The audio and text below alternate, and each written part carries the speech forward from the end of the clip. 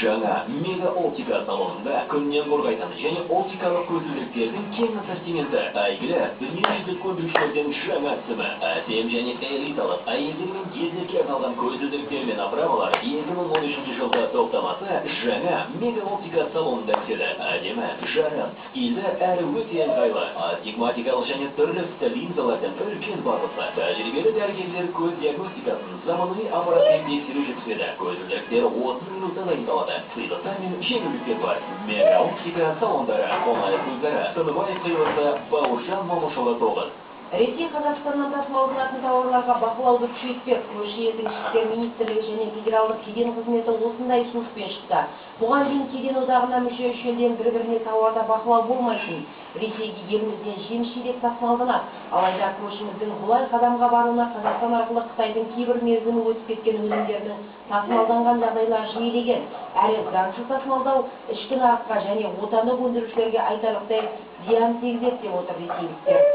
Қазақстан мен Финляндия бірігіп жасыл экономиканы құруды жоспарлап отыр. Еліміздің қоршаған ортаны қорғау министрі Нұрлан Қапаровтың қатысуымен аталған елде отырыс өтіп, нәтижесінде екі ел әріптестік мақсатқа келісімге келді.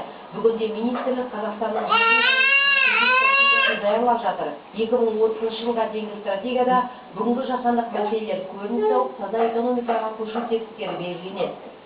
Детский музыкелі шақалақтан 14 жылда балғыдар үшін бәстүрлі сапалы ойыншықтар сәбилердің өсу қабілеттеріне арналған интерактивті сөйлейтін жанрлар өте тартымды. Билеттен қалдыратын мына ойыншықтар балақайлардың сүйіктісі ғой. Әуеде қалықтайтын құшақ та бар. Құрастырмалы краны ұлдарға, сүйкімді қуыршақтар қыздарға. Ыңғайлысы соңғы үлгідегі сәнді киімдер мен аяқ киімдерді алуыңызға болады. Сапа мен мол таңдау, дәрескелердің қоларбасы, жөргектер, сәбилердің дәрменді тағамдары, мәскеулік өндірушілерде. Детский мир, Ай-Фараби сауда кешенінде.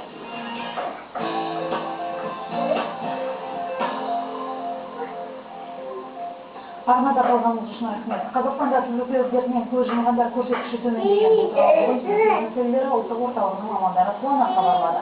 Стандартты сөйлесек, 2012 жылы аталған ауру көрсеткіші 5,7%-ға төмендеп 81,7-ні ораған. Бұл аурудың алдын алғанның нәтижесі дейді ақылатылар. Өңіріміздегі салауатты өмір салтын қалыптастыру орталығының мамандары болса, құрт ауруын тұрғындар арасында анықтау мақсатында адам көп шоғырланған базарға бар. Қамал және қызылбазарларда флюорографияға түсіретін көліктер таңертеңнен орналасты. Кезек әлсетті жинала қалды. Өйткені жақын жерге келген медицина қызметі ешкімнің қалғысы келмеді. Қамал базарында келіп шағып аттан жүргізілді. Осы сөзді алдын алу мақсатында және анықталған науқастарды астана ертең емдеу Білікті дәрігерлер базарға келген тұрғындарға, әсіресе саудадағы азаматтарға тегін кеңес беріп, сауалдарына жауап берді. Гүлшат Алиеваның сауда-саттықпен айналысқанына 15 жылдан асыпты. Денсаулыққа сыр берген күндері ақжелеңгілерге арнайы баруға еш қол тимепті. Ал бүгінгі акцияны ол қуана құптады.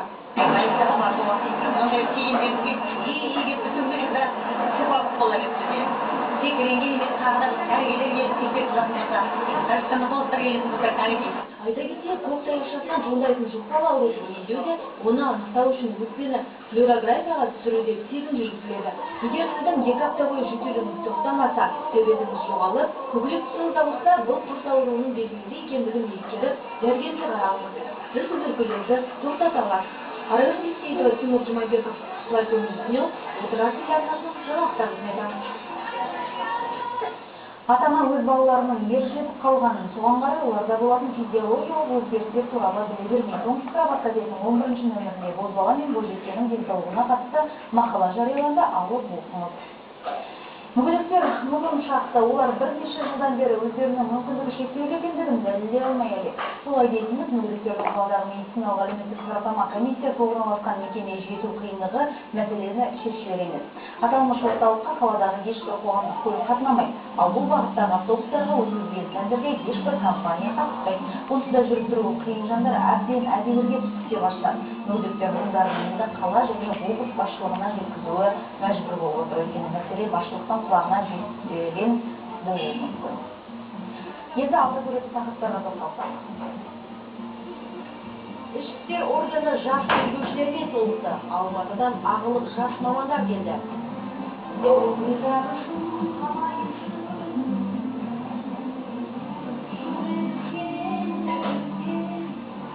Ауылды дуалы ақында Шымкентте бас қосты. Бүгін республикалық Наурыз айы басталды. Дүркіреп көкпар өтті. Баш жүлдені қанжығасына кім байлады?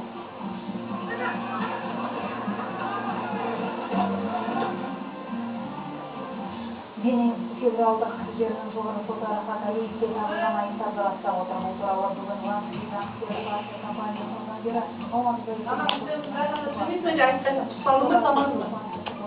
Қалайында? Сәттір сала берейін бе? алғанда шекерлердің жауаптарын өткізуге қуанып деп таныды. Оңтүстік қазақстандық сарбаз ITU стратегиясына қатысты қылмыстық іс қозғалды. Бүгін таңертеңнен ғаламторда осы ақпарат тарап үлгерді. Алматы облысындағы 18-404 әскери бөлімінде әскери борышын өтеп жатқан